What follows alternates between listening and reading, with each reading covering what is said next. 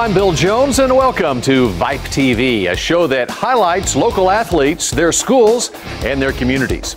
On today's show, did you know the Super Bowl is in town? Yes, it is, and here at VYPE TV, even our coverage is influenced by this event. See what kind of super ties we have to the big game. Meanwhile, National Signing Day was earlier this week. We'll let you know where some local athletes will now play at the next level. Despite the attention on football in our area this week, there's a lot of basketball being played as well. We have some boys and girls highlights, and we'll tell you where this statue is and why it was built. Well, after all the hype and talk and this week's bad weather, the Super Bowl will finally be played tomorrow afternoon at Cowboy Stadium in Arlington. With all the great local athletes we have in North Texas, you'd think one would be in the game, and you're right. And TXA 21's Andrea Lucia went to Euless to meet one excited mom and learned about an exciting twist to their story. Long before Dimitri Nance was a hulking NFL running back, he was a peewee football player in Euless. He slept with the football in his hand. Over the years, his mother Joyce watched him grow, and so did all her co-workers at HCA Healthcare in Bedford. Everybody here just about know him. They follow him through high school, through college. Yeah. But then one day, Joyce met her match. Just one day, just walked over to her, and I'm Diane. I heard about Dimitri, and we just clicked ever since. You see, her co-worker, Diane Browning, also had a son, Dorian Brooks, headed to the NFL. And when Dimitri signed with the Packers, Dorian joined the practice squad for the Steelers. But what would be the odds they would both head to the Super Bowl the year it's here in North Texas? And it was me and her, and I was like, wouldn't that be something? This weekend, that wishful thinking became reality as the Steelers and Packers won their way into the big game. The Steelers won. She called me, and I was like, we were both screaming. I don't even think we could hear what each other was saying on the phone last night. We were screaming so loud. She said, wait till we get to work on Monday. I said, wait till we go to work on Monday? I said, oh my God. Now the only problem is deciding who this office will be rooting for Super Bowl Sunday. Steelers. Packers. Steelers. So I'm going to bring your ring to work. See, I ain't made that claim. She done already said she's bringing the ring and everything. I was cracking up. I just like, Dimitri, let me take the ring for 1 week. You think Dimitri will let you hold that ring? He got no choice. Oh my goodness. What a great story there. And by the way, the two moms say that Dimitri and Dorian have never met, but that will change tomorrow. Now joining me is Tim Polzer, as usual, with VYPE Magazine, of course, and a lot of local players actually playing in the big game on Sunday. Let's take a look at some of them that play for the Packers, including former Texas Tech standout and Ennis Lion Graham Harrell, as well as the aforementioned Dimitri Nance out of Trinity, Charlie Peppera from Plano East, and Marshall Newhouse, who's on injured reserve out of Lake Highlands, and TCU, of course. And as for the Steelers, they've got Jonathan Scott out of Dallas Carter and the University of Texas, as well as former Baylor punter and Highland Park grad Daniel Sepulveda, who is on the injured list. But what a great treat for these players coming back home to play in this Super Bowl, Tim. Well, it is, and a Super Bowl has a way of engulfing an entire community wherever it's being hosted, but also whichever teams play.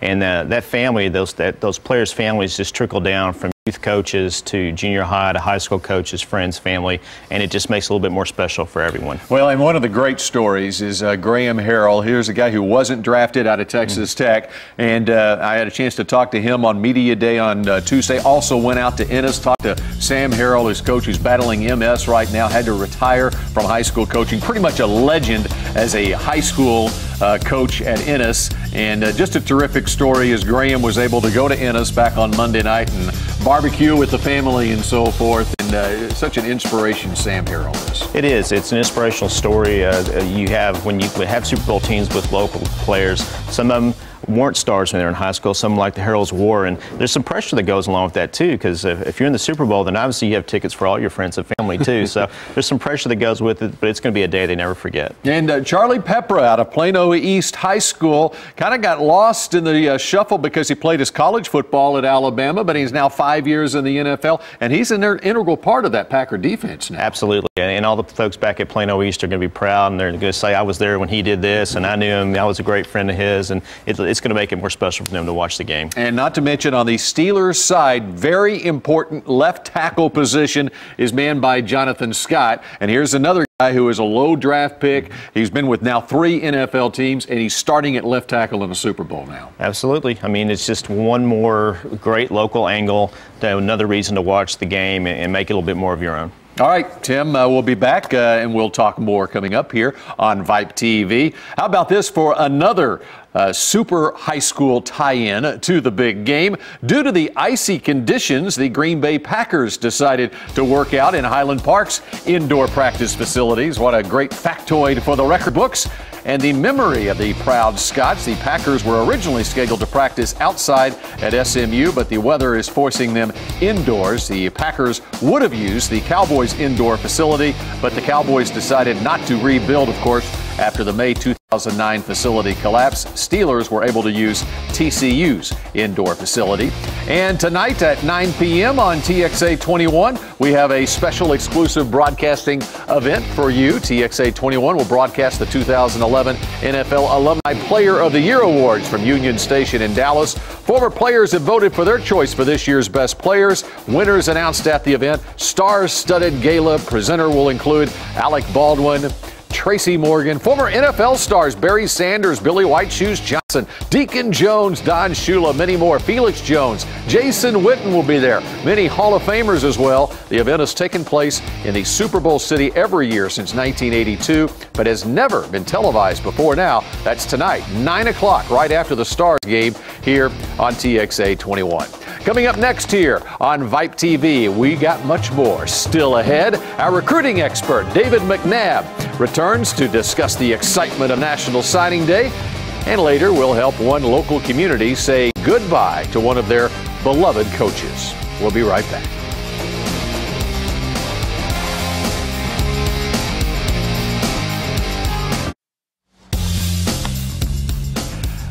Yes, Super Bowl week has been something else. Of course, the city of Dallas has been the host city for the Green Bay Packers. Irving as well, that's where they stayed. But they worked out, of course, at, well, they're supposed to work at SMU, but they were at Highland Park High School this week.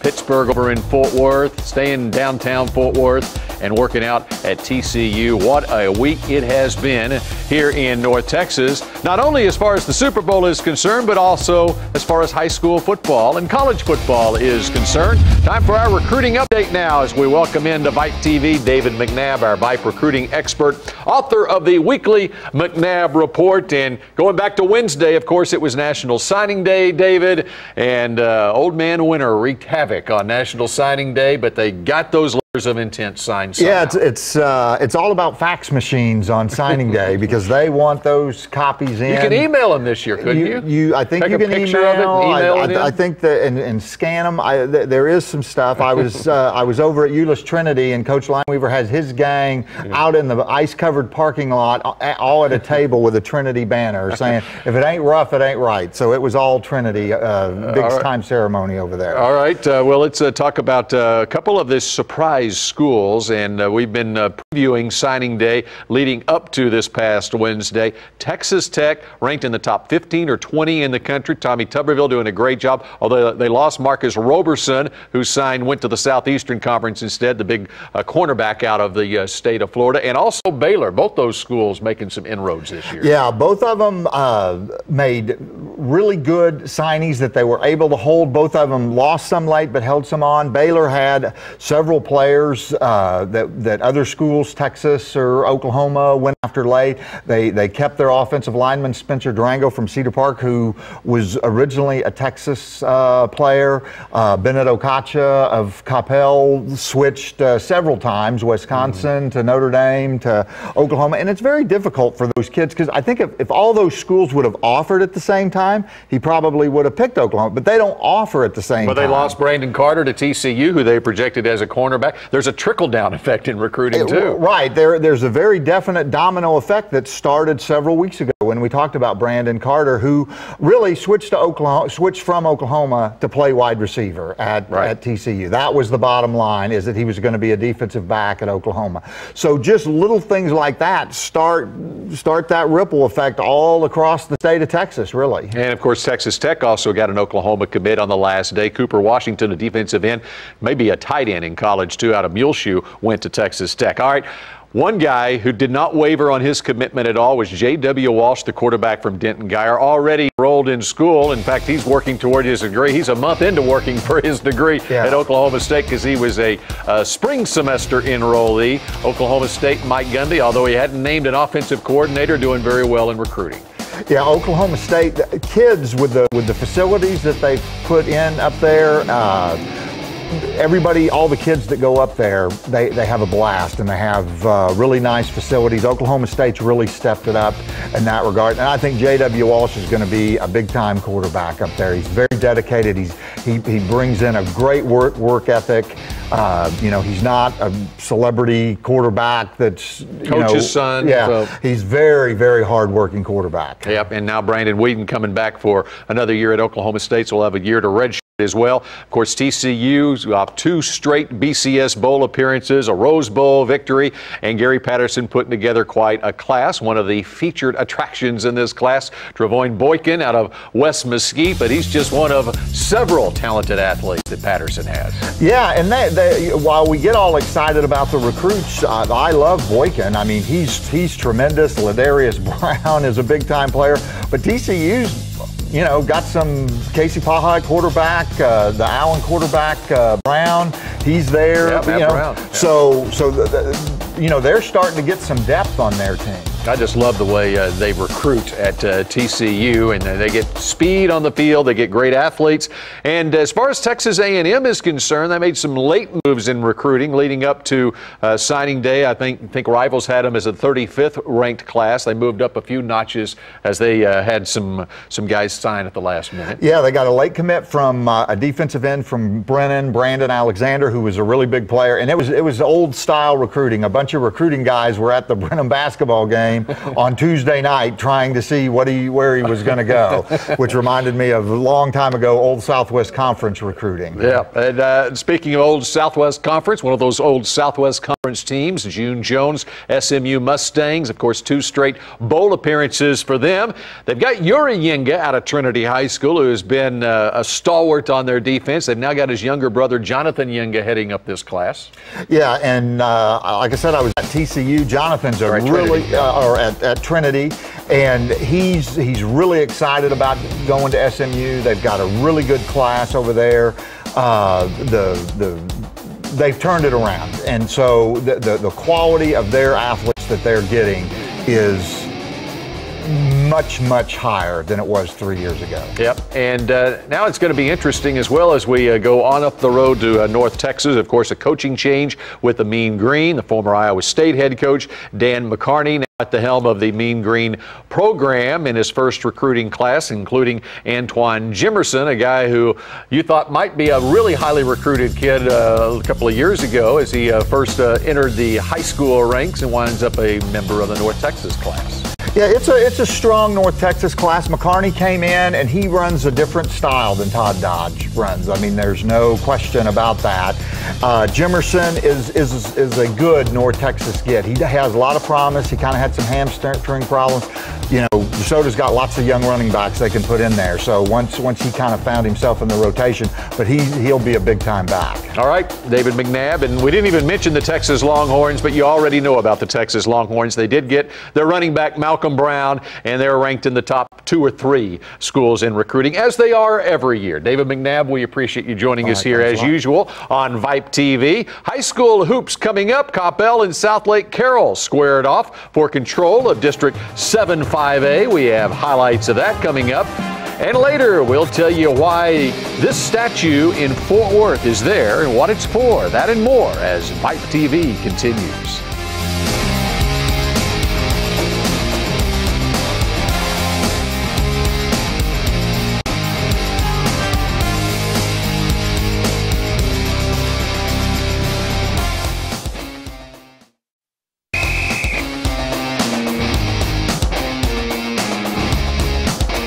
We have some sad news to pass along this week here on VYPE TV. One of the top basketball coaches in North Texas over the past quarter century, David Milson, passed away this week. Milson coached at Cedar Hill High School for the past 23 years, and just a few days ago he lost his short battle with lung cancer. Milson was only 53 years old, a father of two, a role model for so many more. Milson was a great coach, winning 676 career games. He guided his 2004 and 2009 teams to state championship games. He loved to coach, and he loved the students at Cedar Hill High. This is the family room. It's not the traditional locker room. We started this 23 years ago when I got here, trying to build a place, safe haven for the players to come, make them want to be a part of the program. You know, if you go to Baylor, Texas, SMU, any of them, they have a great facility for their kids so that they can bond together. You know, if you just have one locker room and they're out of here, it's hard to get them to build that chemistry.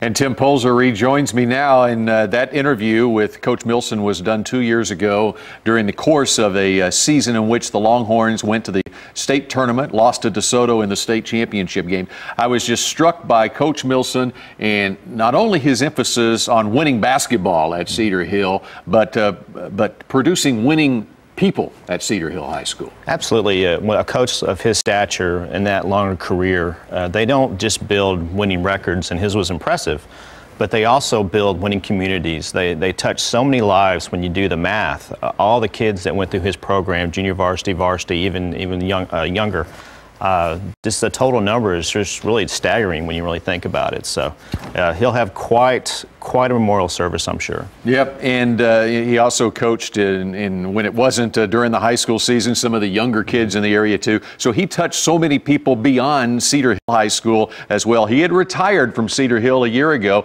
and then got the news that he had lung cancer, a non-smoker, and here it is less than a year later, and David Milson passes away at the age of 53. All right, some high school hoops action this past week in the area. A couple of schools known for their football prowess, Southlake Carroll and Coppell, were taking on each other a week ago. And let's take a look at some of the action. Coppell 6'4" senior Brooks Middleton with the finish as the Cowboys took control early in this one, led 14-7 after one in the Carroll gym. Carroll with a balanced attack. William Brown, the 6'5" senior, the dish to 5'9" junior Max Berman.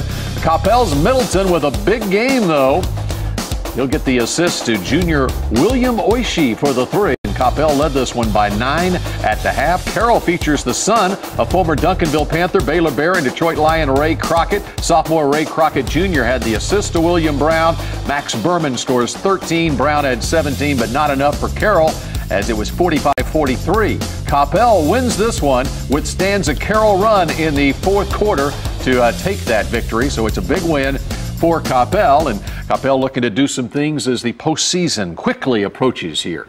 That's right. Coppell kind of snuck up on some people this year, I think. If you look at a lot of the preseason previews, Carroll was obviously a team, 7-5A. They were bringing back a lot of depth from a 20-win team, so people had them pegged at the top, but Coppell's just outplayed everybody in that district. To be quite honest, though, and me being a Southlake resident, I can say this, it helped Southlake Carroll and Coppell both, because this year they're not in that district with Flower Mound, Marcus, and some of those other schools. That was probably a big point that those basketball coaches saw when realignment came around. Sometimes it can be very good news in basketball. All right, let's switch over to girls basketball now. And it was a terrific matchup in Colleyville last week as the Lady Panthers of Heritage High School took on Irving MacArthur. And this game featured two of the best players in the area. One a senior, Alexia Standish for Heritage, who is headed to Texas A&M.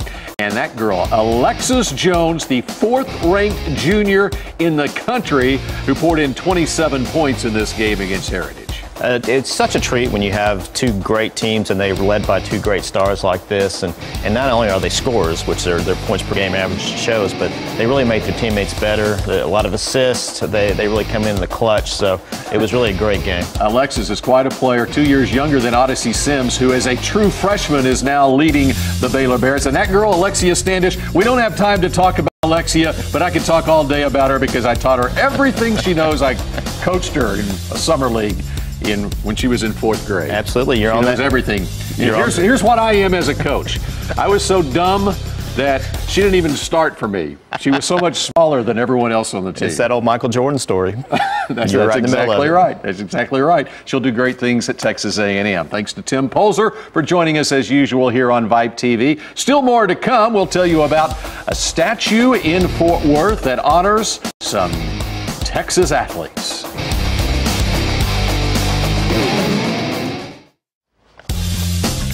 Super Bowl 45 will finally be played tomorrow at Cowboys Stadium in Arlington. Just some of the changes made to Cowboys Stadium for the big day. It will be a sight to see. You know, just a few days ago in Fort Worth, there was a special honor for the thousands who have played Texas high school football over the years. A monument unveiled at Sundance Square. It's made from steel, once used to support Texas Stadium and other high school stadiums across the state, called the Cradle of Champions Monument. Statue stands 16 feet high, weighs a whopping 7 tons. The monument depicts the state of Texas, along with football imagery, to capture the rich history of football in the Lone Star State. Fort Worth Mayor Mike Moncrief unveiled a statue which includes approximately 2,000 names of Texas high school alumni who have successfully gone on to play in the NFL. The remarkable visual will be located at Chisholm Trail in Sundance Square, and it's available for public viewing. Coming up next on TXA 21, Big 12 basketball, Bedlam basketball, Oklahoma State and Oklahoma. Then at 3, Kansas squares off against Nebraska. Later, the Dallas Stars head to Philadelphia to battle the Flyers. And at 9 o'clock, don't forget to watch the NFL Alumni Awards exclusively here on TXA 21. Thanks for joining us this morning here on VYPE TV. We'll be back again next Saturday at noon. Enjoy the rest of your Super Bowl weekend. We'll see you again next week.